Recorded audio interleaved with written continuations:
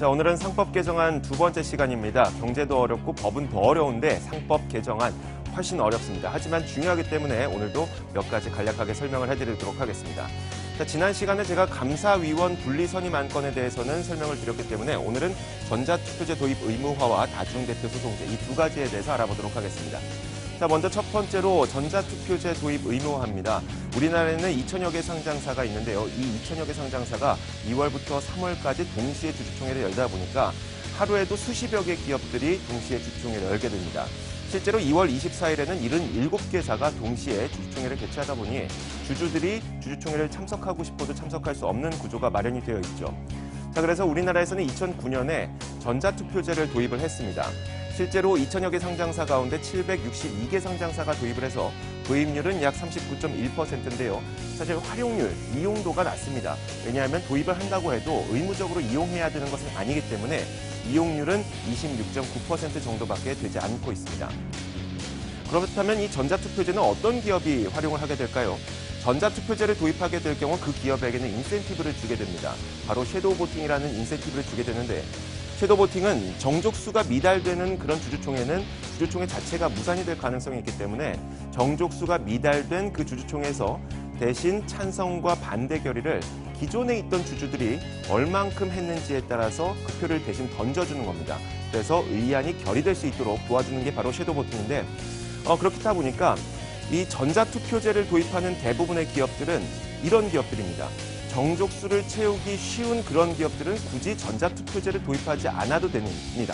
그렇다 보니까 대부분의 대기업들, 큰 기업들은 전자투표제를 대부분 도입하지 않고 있고요. 정족수를 채우기 어려운 작은 소규모의 기업들이 대부분 전자투표제를 도입하고 있습니다. 그런데 이 전자투표제가 비활성화된 것이 그렇게 기업의 탓이라고만 볼 수는 없을 것 같습니다.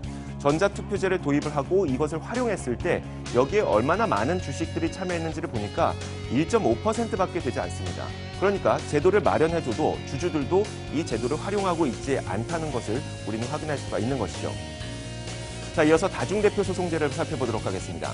자, 다중대표 소송제는 이런 겁니다. 모 회사의 주주가 자회사 혹은 손자회사가 위법 행위를 하거나 아니면 회사에 손해를 끼치는 행위를 했을 때 모 회사의 주주가 자회사 이사회 혹은 경영진에게 소송을 제기할 수 있는 제도가 바로 다중대표 소송제입니다. 이것을 이번 상법 개정안에서 넣어야 된다는 이야기가 나오고 있는데 자, 다중대표 소송제를 도입해서는 안 된다고 반대를 하는 논리를 살펴보면요. 자, 모 회사의 지분을 1%만 보유한 주주도 이 자회사에게 소송을 걸 수 있는 권리를 주는 겁니다. 그렇다 보니까 모든 자회사의 경영을 간섭할 수 있는 권리를 주게 된다. 즉, 이것을 남용할 우려가 있다. 만약에 외국계 자금이 들어와서 모 회사의 1% 지분만 갖고 모든 자회사의 경영권을 간섭할 우려가 있다고 도입해서는 안 된다고 이야기를 하고 있죠. 하지만 반대 측에서는 다중대표 소송제는 도입돼도 된다고 찬성하는 쪽의 논리를 살펴보면 모 회사의 주주들이 자회사에게 소송을 제기할 수가 있고 이 소송에서 승소를 한다고 하더라도 그 승소에서 판결된 금액이 소송을 제기한 주주들에게 가는 것은 아니라는 겁니다. 모 회사에게 기속이 되고 그 회사의 가치를 올리는 것이기 때문에 이것은 남용되거나 악용될 우려가 매우 적다고 이야기를 하고 있습니다. 우리가 현실적으로 살펴보더라도 사실 우리나라에는 이미 주주대표 소송제라는 것이 있습니다. 다중대표 소송제의 이전 모델이라고 생각을 하면 되는데 주주대표 소송제가 1997년부터 2012년 사이 총 15년이라는 기간 동안 판결이 내려진 건수가 총 58건밖에 안 됩니다. 그러니까 우리나라에 주주대표 소송제가 있었음에도 불구하고 악용되거나 남용됐던 사례는 없었고요. 그렇게 본다면 다중대표 소송제도 우리나라에서 악용되거나 남용될 우려는 그렇게 크지 않을 수도 있다는 이야기가 나오고 있습니다. 자, 오늘은 다중대표 소송제 그리고 전자투표제 도입 의무화 이 두 가지에 대해서 살펴봤습니다. 시작은 있는 남자입니다.